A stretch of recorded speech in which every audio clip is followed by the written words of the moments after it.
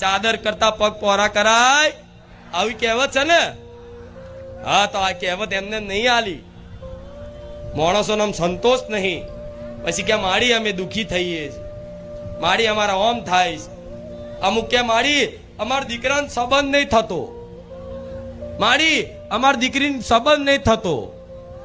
માડી તારી મોનતાય રાખી, માં બહુ ભૂવા કર્યા, માડી શું નડે છે ખબર નહીં પડતી. માં ચોક હગું મોણ મોણ આવે છે અને પાછું તૂટી જાય છે. શું તકલીફ છે મારી? કોઈ દેવ નડે છે, કોઈ ભૂત નડે છે, કોઈ કરી નાખ્યું છે, માં ખબર નહીં પડતી. આ કારણ શું છે?